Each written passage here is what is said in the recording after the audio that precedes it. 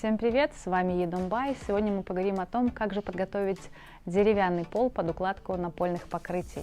Если наше основание прочное и не прогнило, то подготовка сводится к устранению следующих дефектов. Шатающиеся половицы фиксируются с помощью саморезов. Сильно поврежденные половицы, участки, где имеются провалы, демонтируются, доски заменяются на новые. Шатающиеся половицы фиксируются с помощью саморезов. Сильно поврежденные половицы, участки, где имеются сильные провалы, демонтируются и доски заменяются на новые. Незначительные перепады высоты, неровности устраняются путем циклевания. Щели заделываются акриловым герметиком. Если пол скрипит, то скрип тоже устраняется.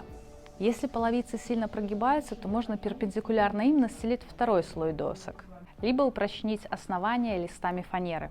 Существует несколько способов борьбы со скрипом полов. Вот наиболее простейшие.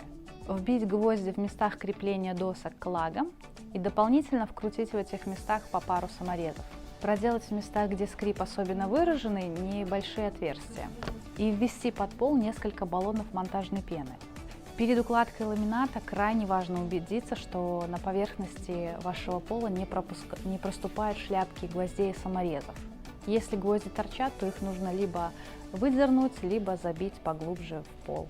С вами был Едонбай. Надеемся, что мы были для вас полезными, а нашу тему мы продолжаем в следующих роликах. Всем спасибо, ставьте лайки, подписывайтесь на наш канал.